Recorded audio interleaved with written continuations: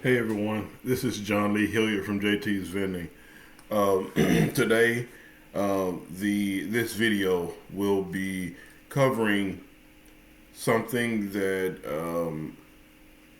most people don't really like to talk about, but it's here and it's real. Um, so here at JT's Vending, we try to cover things that impact our personal finances, that impacts us every day, our families, building wealth, and any vehicle we can go about saving money and leaving a financial legacy. That's what we try to cover. So this video, like I said, it's about child support. It's about when it was created, how it was created, why it was created, what it was initially for, and how it has kind of morphed into what it is today. So this is something you know that's personal to me. Is I've been affected by it, and I don't want to say negatively, because when I think about the when I had issues with child support, it was mainly because of decisions that I made, the choices that I made, acting out of not controlling my emotions and just brushing things off, sweeping things under the rug, thinking it'll go away. So I was young and dumb, and made those kind of mistakes. And I'm here to tell you guys, please, if you are sexually active, please wear protection. Um, young ladies, birth control, because you can, women and men can both be on child support. Wear protection, practice safe sex. If you don't want to have kids right now, wear condoms, men, women. If you can get some kind of contraceptive, the thing in your arm or some kind of birth control, please get that, because men or women, no matter who is doing what, like it's not a finger pointing game. How most people think, oh, she did this to me, oh, he did this to me. At the moment this child was conceived, you guys both agreed to enjoy each other's time. So for the most part, it's both of you all's responsibility. And whether you two don't want to be together, or you're dating and you don't want to stay together, and then the man and or the woman say, "I'll forget it," there's consequences once you're in the child support system, because all it takes is one person, either or, man or woman, to go down to the child support office and open a case. So we'll get into all that shortly. So as you guys know, child support, like I said, is affected me because of decisions I've made in the past, and I have failed to realize that even though they were in the past, things like that can still come up and still affect your personal finances. You growing, your financial life can be impacted. So one of these scenarios or situations that just happened to me, even though I have sole custody of my 12-year-old son, um, but where I'm trying to get back into court so that they can take me off. But within that time, if you if you're on child support or anything dealing with child support, and they feel like, or they go, well, let's do a freeze on everybody's bank account who's in the child support system, then what they do is everybody in that system, they freeze your bank account. It just happened to me. They freeze your bank account. And how they explained to me over the phone is they freeze your bank account so that now they got your attention. And for me, it wasn't so much of it was horrible freezing my bank account, my personal finances. Like I can't take care of my family, can't buy stuff, couldn't get gas or whatever. But that was bad. But the fact that all it took was them using my social security number to track down anything that I had under my social security number and put a freeze on it. That means the federal government has given the state authorization to use your social security number to track down anything that you have in your name, your social security number. And they'll freeze it, no matter what it is. Driver's license, fishing license, hunting license, anything that they deem that you might have, they can take or freeze. So, like I said, it used to be a touchy subject. You know, I used to be embarrassed about it, but I had to learn to own up to my mistakes. You know, for a long time, I blamed my son's mother. Oh, it was her fault. She was doing this. She was doing this. I had a part in it too. I was just as a big idiot. So, I mean, I'm responsible to some extent. Like, and I'm telling young men now when I'm talking about, child support and going through, telling them that going there can't tell, been there, nothing. I've been in your shoes. I've pointed the finger and blamed everyone. But ultimately, it came back to the decisions John was making. Not showing up for court or getting in my emotions and feelings and going, forget that. I ain't going to court and I ain't studying that. Play that game you want to. When they put that pen out on you, when they put this paperwork out on you, it's going to follow you. You can run all your life. But anyway, I can get into a whole rant about the mistakes I've made. But this video is to just explain how it was, how it started. So, let's get right into it. So I just took a few notes, and I have here, child support, essentially has been around since the late 1800s. And essentially, in the late 1800s, child support it was spousal support. It was wives that were divorced from their husband were allowed to recoup some kind of monetary gain if they had children to help them feed their children. And this is the late 1800s. So as early as 1935, there was a program called Aid to Families with Dependent Children, AFDC. It was primarily a vehicle for economic support to families from 1935 all the way up to 1996. Hey guys, at this point I'm covering the little bit about the AFDC, which is the Aid to Families with Dependent Children. In 1935, that section that I'm speaking about, it was used from the federal and state level as welfare recovery. So they just say, for example, if the custodial parent had custody of the child, the non-custodial parent, which more than likely was the father, the non-custodial parent not living in the home, the father, was ordered to pay $100 a month or $500 a month.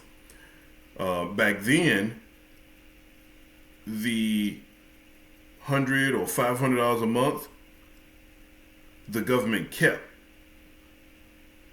But they had already given the mother, $100 to $500 worth of assistance or less. More back then, it was more like, $100, $200 worth of assistance. But they kept the $3 to $400 difference from what the father paid. That was the government's way of recovering some of the money that they were losing. So in 2021, the federal and state governments had collected about, I think it's about 13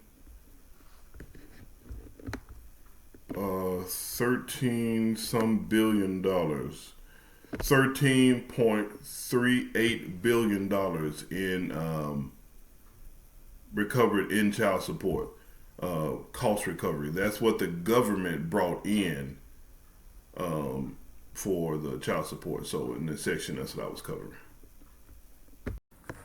But what happened was, in 1950, the enforcement litigation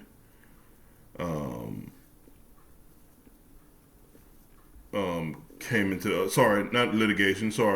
legislative was enacted in 1950. Sorry, I'm looking for, there we go. In 1950, enforcement legislative act was put in place, and that essentially became that became the child support office as we know it. Sorry. And Congress created this to reimburse. It was created to the child support program was created to reimburse the benefits paid by the government welfare programs. So if they pay ABCXYZ to the mother for daycare, childcare, medical, anything, they were saying, okay, mother or father, because men and women can be on child support, but they would say, hey, the other parent needs to pay, how much do you make? So, you make X amount a year, you make $30,000 a year, you need to pay. Now in Tennessee, they can take up to about 75%. Last time I checked, but on average, for me in my situation, because I'll let you guys know, every situation in juvenile court, even though it seems and it sounds identical, you get information secondhand and from third parties and other people. You never get the full breakdown. So every situation is more than likely different to some variations. So, it's not everybody walks in there. All the males don't make $50,000 a year or $60,000 a year. All the females don't live off government assistance and government housing. So it varies who may, and they normally, when they explained to me when I went to court, they base it off of who makes the most. Therefore, if you make more, you'll be able to provide more for the child. And whoever makes less is making less no matter what they're making. If it's less than the income that you present, then the courts will automatically try to balance things out, so to speak. But of course, it don't really work like that. But that's their terminology, to even things out, to give the man or woman who is the custodial parent more help to take care of the child from the non-custodial parent. So in my situation, I am considered the custodial parent. But this whole process, it's made fun of, and it's a lot of YouTube videos out there where people talking about the negative aspects of child support, and there is, in my opinion, but you also have a lot of negative, low-down, trifling people that will, just don't care. And that's where in 1950, the government realized, it's from 1935 until 1950, there were so many people, and it tells you in the,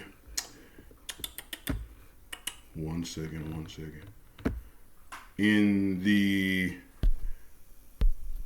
child support, the child support enforcement program, a legislative history. So it tells you in these documents, and it's it's like 39 pages that I had to read through. It's telling you in these documents that, there were so many kids, so many, non-custodial parents not helping or assisting the mother or father, non-custodial, just force a habit of saying assisting the mother, but mother or father. Um, there were so many illegitimate children that were getting on the system. The system was about to collapse until 1950 when they created the enforcement part of the child support, which is the child support enforcement agency that we know now. So that gives, in this legislative document, 39 pages, it gives them the authority to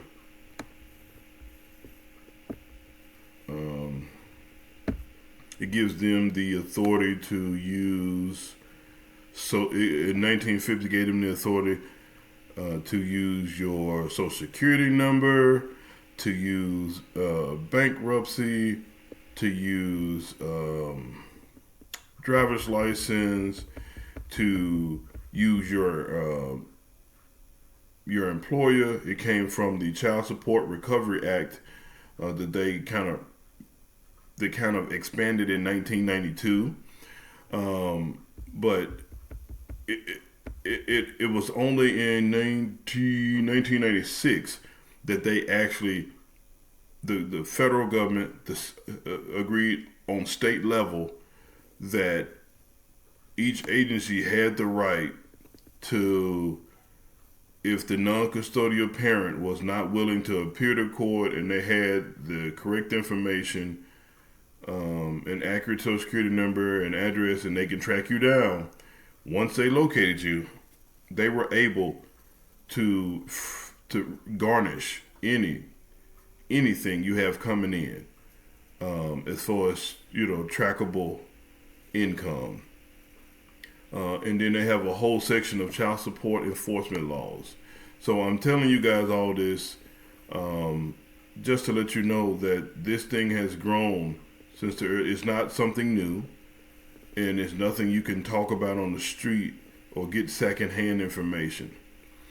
And I know there may be there's a lot of people who may not know about the Child Support Enforcement Agency, know how intensively they can take, garnish, whatever you want to call it. They can take whatever they want from you, in the sake of child support.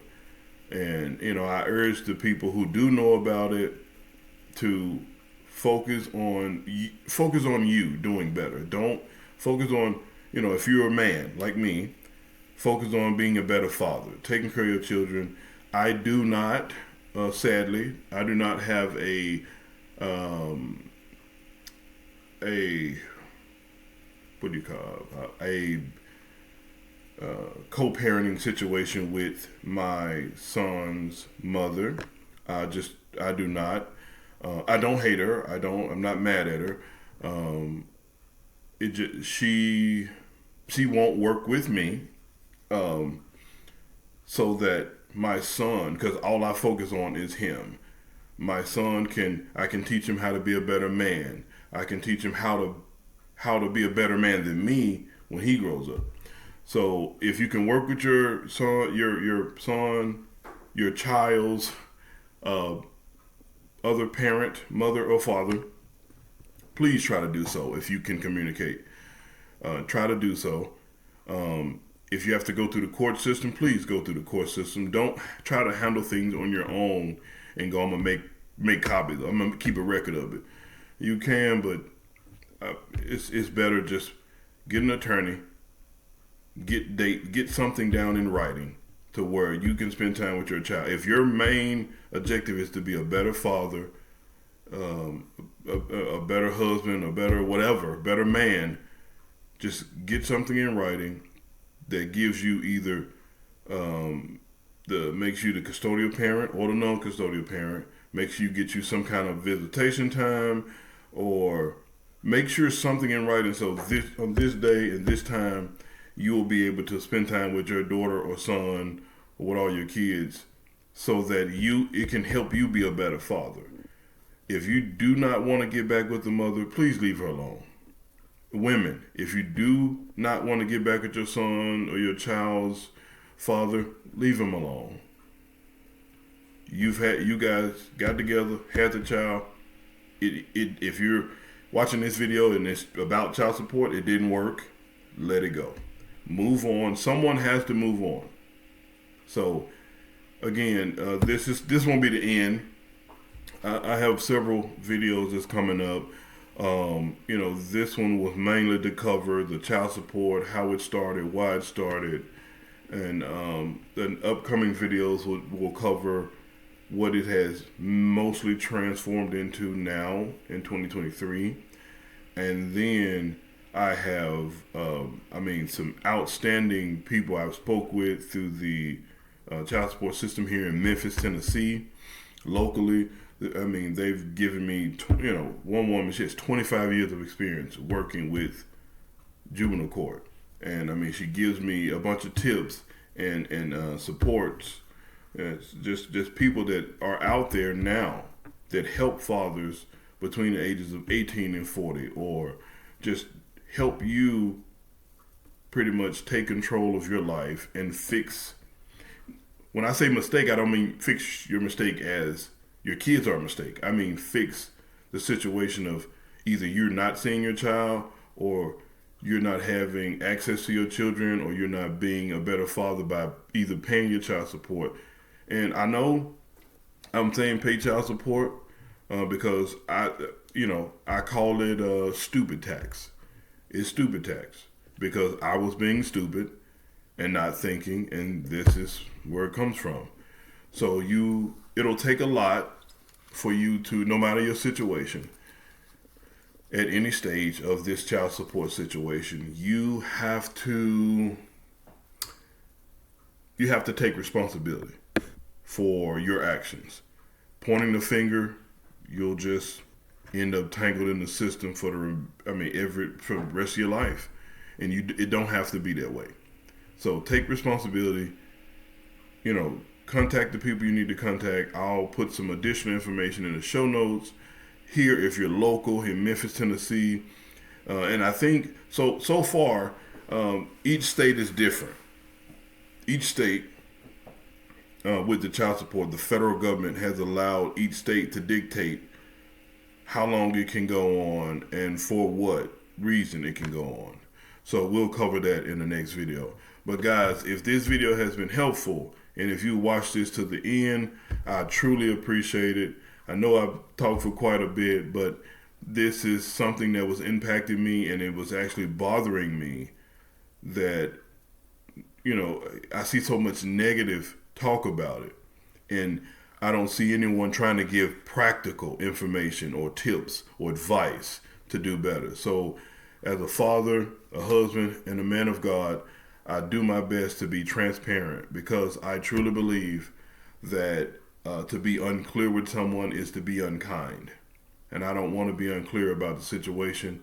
This child support thing, it's soul draining for a man, for a woman. If you're in this system like I am, it's soul draining, and it can be defeating at some times.